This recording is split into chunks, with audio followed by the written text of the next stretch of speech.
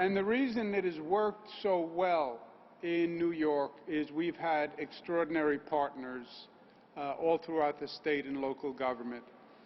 But if there is one partner who really stands out as never saying no, always finding a way to say yes, no matter how impossible the task seemed. And in the dark days of COVID, it seemed impossible.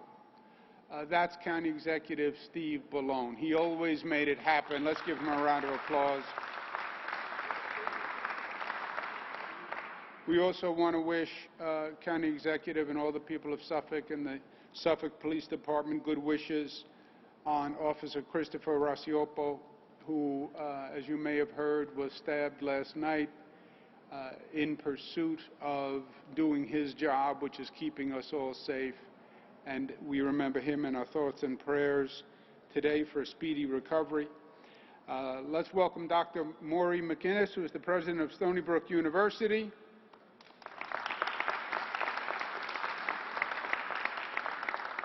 Stony Brook has been doing an amazing job. They have one of the earliest mass vaccination sites. They've done over 250,000 vaccinations. We have two types of vaccination sites, basically. One is what we call a mass vaccination site, like this site.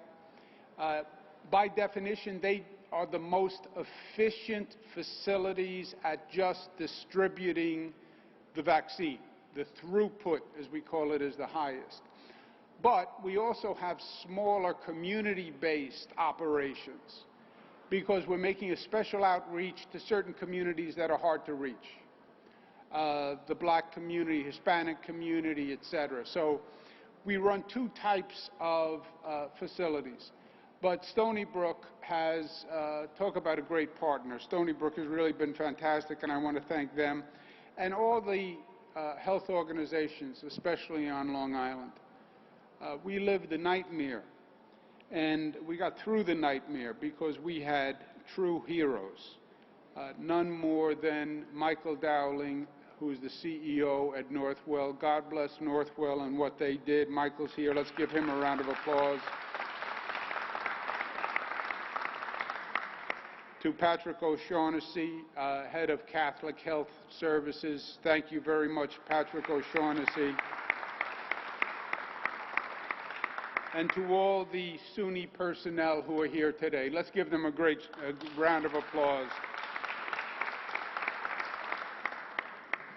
When I was in college, I learned a few things, but there's one thing a professor said to me that I'll never forget. He said, "Never forget the lessons that life teaches you."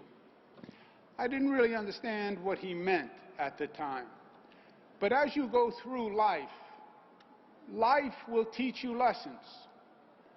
Things will happen. Things that you never expected could happen. And you will learn a lesson. But if we're not careful, time goes by, and then we forget the lesson we learned. I tease my daughters that history is only as long as a tweet now. Right? Everything happens so quickly. Things turn over so quickly. Memories become short. Remember what we went through over this past year. Remember the hell of COVID.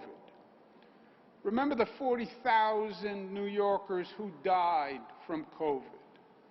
Remember the businesses that closed. Remember the number of people unemployed. Remember the mental health anguish, the domestic violence anguish, the isolation of children that we're not even still sure of the impact. If I had said to you a year ago, take a vaccine and we don't have to go through any of this, everybody would have said, yes, of course I'll take a vaccine to end this nightmare. But that was yesterday. That was last year. We're making progress. COVID isn't a problem anymore. Wrong. We are making progress. The numbers are better than they were. Positivity rate is back to where it was in November, before the quote-unquote holiday spike. But we have not beaten COVID. Do not kid yourself.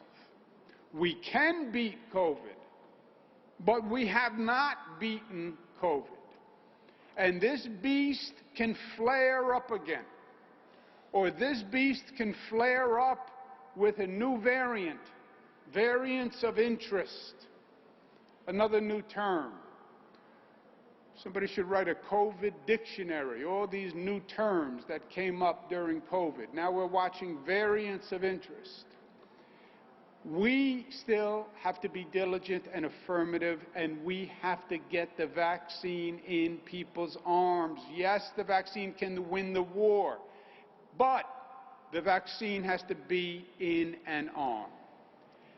Young people are a focus for us now. The infection rate among young people is going up. It was about 9%. It's up to about 14% now. Why? Well, we were focusing on older people. That was the priority. Science says that younger people deal with it better. True. That's all true. But the numbers are going up. We have to get people vaccinated. There are three theories that I hear of why people are vaccine resistant, which is another new term that goes into the dictionary. One I call the scientist theory. Scientist theory is, I don't think there's enough data on the vaccine yet, and I'm not ready to take it because there's not enough data. Okay, maybe you're a scientist. 12 million New Yorkers have taken the vaccine. No one's asking you to go first. The overwhelming data says that the vaccine is safe and effective, not just in this country, worldwide. The second theory is the skeptic theory. I'm a little bit of a skeptic myself. Well, government says take it, but you know, I don't really trust government. So I'm not quite so sure. On the skeptic theory, it's not just government that says take it. Yes, the federal government said it was approved. The state government then didn't accept the word of the federal government. We put together a whole state panel ourselves. We affirmed the medical intelligence of the vaccine. And the entire medical community across the globe has accepted the efficiency and efficacy of the vaccine. So the skeptic theory doesn't work. Third theory is the superhero theory. Do you know the superhero theory? Superhero theory is, I'm not afraid of COVID. I'm not afraid of COVID. COVID can't hurt me. It's especially prevalent among the young. My daughters are all just finished college. And they would say, you know, Dad, you should get the vaccine. I said, how about you? Well, you know, me. I'm different. I'm young. I'm resilient. If I get it, it's not a problem. If you are young and you get it, you can still die. You can still die. Chances are lower that you will die, but you can still die. Or you could get very sick. Or you could have long-haul syndrome where the virus stays with you. Do you want to play Russian roulette with your life? Really? Second point, even if you believe I'm young and it won't really bother me, you can give it to someone else. You can bring it home and give it to a parent, give it to a grandparent, give it to an aunt.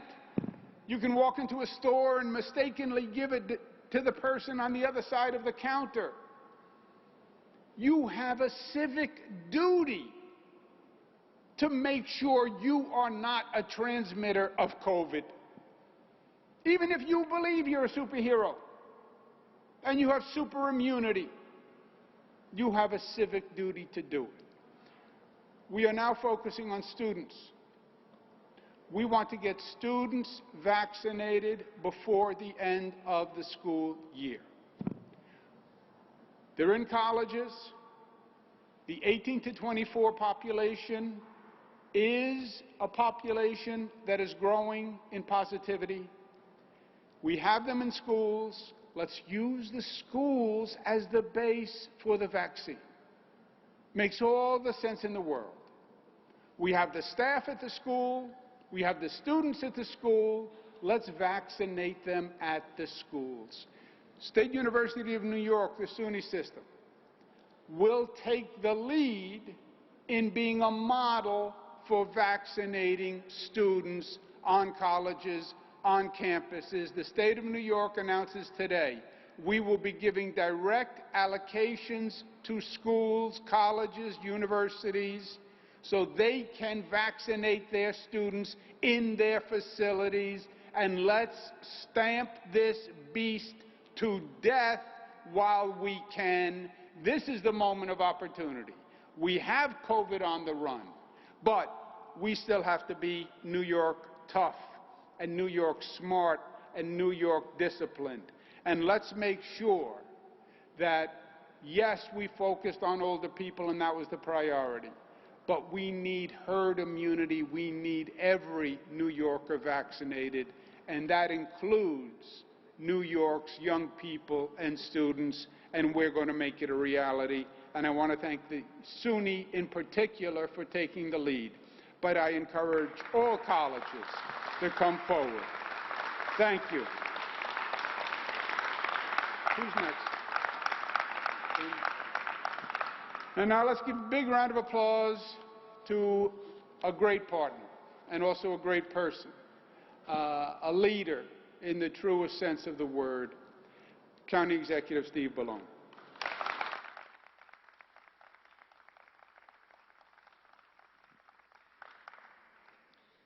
Thank you, Governor. It is great to be here for this absolutely critical announcement and discussion. And I can't thank you enough for the partnership that we've had throughout this crisis. At the beginning, the focus was on ramping up testing, and we worked so closely together to do that. And now, vaccinations. The way ultimately out of this crisis, this pandemic. We can't thank you enough for the partnership with the state on this critical issue. And Governor, thank you for your words about our officer here. We got another reminder out last night of the dangers that our police officers face every day when they go out to serve the community. And all of us are praying here in Suffolk County for his full recovery, and those prayers and wishes all across the state are a great help as well. It's great to be here with the team at Suffolk Community College. Thank you for the kind words about them. They have done an outstanding job here. We have 3 campuses, the largest, as you know, Governor, the largest community college system in the state of New York, and we know the best in Suffolk County. We're very proud of them, and we have 2 other sites at our campuses in Riverhead and Selden, and they really have been at the forefront on this vaccination effort, so I thank them and the entire team here at Suffolk Community College. I want to thank all of the healthcare workers here at this facility and at the other facilities who are working tirelessly to get shots in the arms. Our healthcare workers, of course, have been at the forefront from the very beginning. I've described the pandemic and what our healthcare workers in our hospitals have faced as the medical equivalent of a war zone. And they have seen the worst, and now they continue to lead us through this crisis and lead the way out of this crisis. So I cannot thank them enough. Our health systems, we're incredibly fortunate to have these great hospitals and hospital systems here. Michael Dowling, Patrick O'Shaughnessy, I want to thank them. Good Samaritan Hospital here, leading the effort in Brentwood. This campaign, this New York Tough Vaccinate New York campaign, is so important and so timely. We have focused all our efforts in Suffolk County, and again, I thank the governor for the partnership here on getting these shots in the arms and vaccinating people here in our county. And also doing it in a way that is making sure that we're touching every community, doing this as equitably as possible. That has been a big focus of our efforts here in the county, and we work together with the state on that as well. But I think now, getting the message out to students, to young people, vaccinating students, they can be the best evangelists out there to communicate that this vaccine is safe, it works, it's fine, I took it, it's not a problem. For some of the people who may be reluctant, young people who may be reluctant, these students here at Suffolk Community College, on our SUNY campuses, they can deliver the message to other young people about the importance of getting the vaccine, and that it wasn't a problem. It's not an issue, and it is not. We've gone from a place where not many people were eligible to now, very quickly, we are in a place where everyone is eligible, and we have to get the message out. And that's what this Vaccinate New York campaign is about. It is absolutely critical. It is timely. And this will be the thing that ultimately allows us to say that we have defeated this virus, that we have moved beyond the pandemic, and we are fully into recovering and building back stronger and better than ever before. So I'm proud to be here. Governor, thank you for your partnership on this effort and your leadership on this effort. And now I'm proud to turn it over to the Commissioner of the Department of Health. And I want to say a thank you also because our teams work closely together, the Health Department and the Suffolk County Health Department, on a daily basis, working with the State Health Department. And I thank Dr. Zucker for his support and the great work and the great working relationship with the State Health Department throughout this pandemic. Dr. Zucker? Thank you.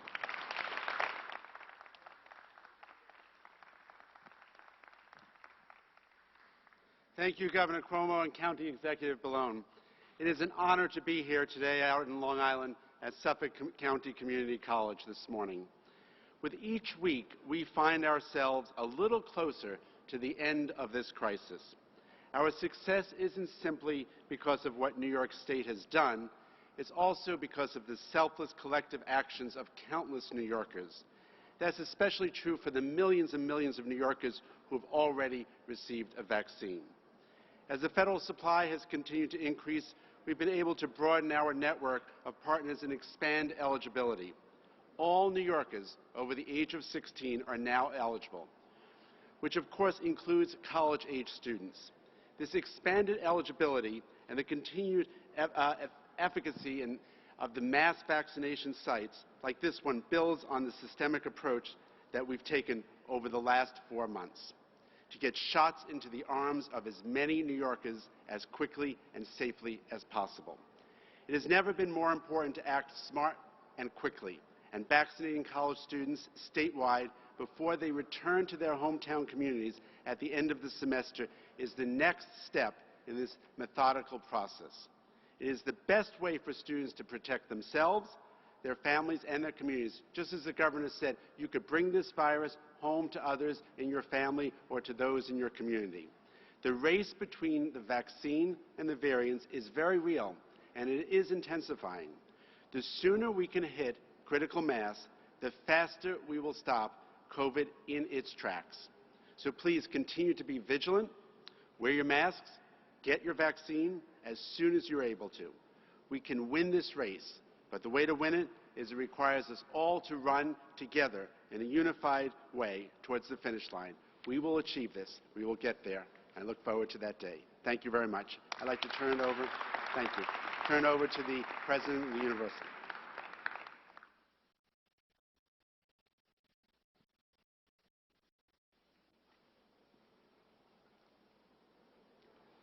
Well, good morning, everyone. Governor Cuomo, County Executive Bellone, and all my SUNY and local colleagues, thank you for having me here this morning. Before I go any further, I would like to take a moment to acknowledge one of my Stony Brook colleagues here with me, Dr. Margaret McGovern, in the steps. Our Dean for Clinical Affairs and Vice President for Clinical Programs at Stony Brook Medicine, and the one who's really led our vaccination efforts. I am honored to be here representing Stony Brook University and the SUNY system. This is a banner day for Suffolk County and for SUNY students, and I am so pleased that all SUNY students will have access to vaccines. I am proud to be a part of the SUNY community. I joined the Stony Brook family just last July in the midst of the pandemic, and since then I have been awed by Stony Brook's strengths in research and healthcare and the vital role that the university plays in providing opportunities to a diverse and talented group of students. Our students go on to make a difference here on Long Island and throughout New York, as well as the country and around the world. And Stony Brook University gives them access to great faculty, research opportunities, and the real-world experiences that provide them with a strong foundation to succeed. Thank you, Governor Cuomo, and your team for making all those 16 and older eligible for the vaccine, and for providing vaccine allocations to Suffolk County Community College and the local SUNY campuses. The Governor's Clinical Advisory Task Force, that includes Dr. Sharon Nachman at Stony Brook Medicine, has determined that the vaccine is safe. Additionally, the Governor's Vaccine Equity Task Force has worked diligently and creatively to make sure that all New Yorkers have access to the vaccines. Getting vaccines into arms is critical to crushing COVID. I've been so pleased to see the effort that this administration has taken to create pop-up vaccine sites at churches and community centers throughout the state, partnering with local groups to ensure that people who are often underserved would have access to the vaccine. This is in addition to the many mass vaccination sites throughout the state that they've set up, including 5 now here in Suffolk County. I am also very grateful to the Stony Brook team that has been running some of these vaccine sites in Suffolk. Stony Brook has mass vaccination sites on its main campus and in Southampton, and has run numerous pop-up sites in communities across Long Island. We've done around 250,000 shots in total. And thousands of Suffolk County residents have been vaccinated thanks to the tremendous dedication of Stony Brook health professionals and their colleagues and our partnership with the state. Now, it is time for college students to become part of this effort. I encourage all students in Suffolk County and throughout New York to get this vaccine. I hear from students all the time that they want the campus and, frankly, life experiences that they have been missing in the course of this deadly pandemic. The vaccine will help you return to those experiences, to be able to live life to its fullest. The end of this difficult time is within reach, but it takes all of us taking recommended safety precautions and getting the vaccine. I will do whatever I can to support the Vaccinate New York campaign, and Stony Brook will continue to provide vaccines to Long Islanders whenever and wherever it can. Let's save lives. Let's get out there and get the vaccine. It is my privilege to introduce our next speaker, Chiara Arias, who is a senior at Stony Brook University, majoring in political science and minoring in journalism and media arts. Chiara is one of our deeply engaged student leaders who is committed to service and advocacy to her peers. She serves as the Director for Diversity Affairs for Stony Brook's undergraduate student government. She is also a resident assistant and moderates a weekly podcast on social and racial justice. Please join me in welcoming Chiara.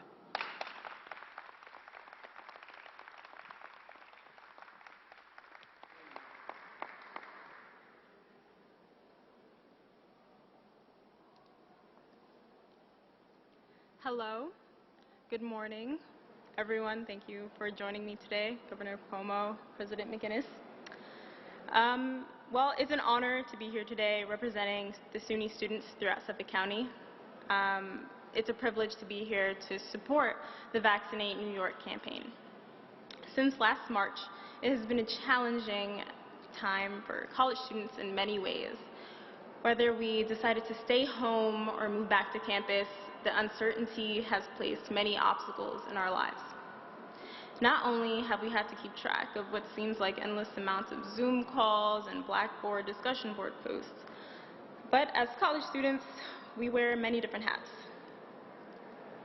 While we are students, we are also campus leaders, essential workers, caregivers, brothers, sisters, parents, and neighbors.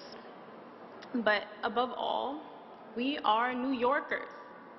For the past year, New Yorkers have been fighting. They have been fighting to maintain relationships with our friends and families during months and months of quarantine. New Yorkers have been fighting for racial equality by ending systematic racism.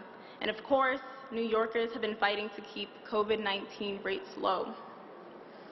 Luckily, vaccines are making it possible to return to our normal lives. Up until now, unless you had special circumstances, many college students weren't eligible for the vaccine. But now all college students can start receiving the vaccine. Thank you, Governor Cuomo, for making it possible for New York State to allocate 21,000 Johnson & Johnson vaccines to SUNY. And for those who aren't familiar with the vaccines, this vaccine only requires one shot as opposed to 2 shots with the other popular vaccines. As college students, we generally interact with a lot of people. This is why it's important for all of us to get vaccinated, as it will minimize the risks associated with COVID-19, not only for you, but for your loved ones as well. And remember, just because COVID-19 cases are decreasing doesn't mean that fight is over.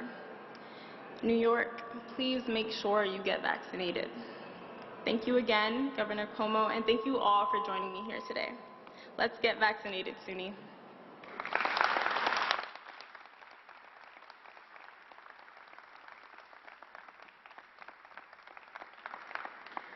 Okay, let's have a big round of applause for County Executive Steve Ballone and Dr. Zucker and President McGinnis and Chiara Arias. Thank you very much. To our healthcare providers who were here, Northwell, Catholic Health Systems, to all of SUNY. Chiara said it right. New York is a state of fighters. They talk about New York tough. We are tough. You have to be tough to be a New Yorker. You have to be tough to make it through what we made it through this past year. You have to make it tough to rebound from 9/11. It's tough to rebound from Hurricane Sandy the way we did. And it was tough to have the highest COVID infection rate on the globe in New York. We were ambushed by COVID before anybody knew it was coming. But New York tough is a good thing, because we went from the highest infection rate to one of the lowest in the nation. That's because New York are fighters, and New Yorkers are tough, and they're smart, and they're disciplined, and they're united. And let's give a round of applause to all New Yorkers.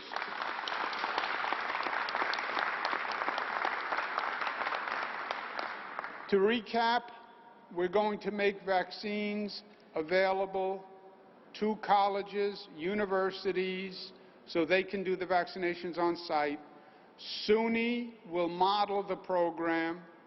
CUNY will also model the program, but we're inviting all colleges to participate.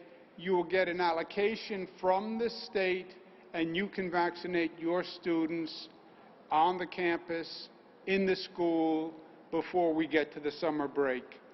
And to conclude the program, I'm going to invite up 3 students who are going to take the vaccine. Jason Saravia, Gabriela Flores-Benavides, Keisha McCoy, and Brian Higgins, who are going to come up and show you exactly how easy it is to get the vaccine. Thank you all.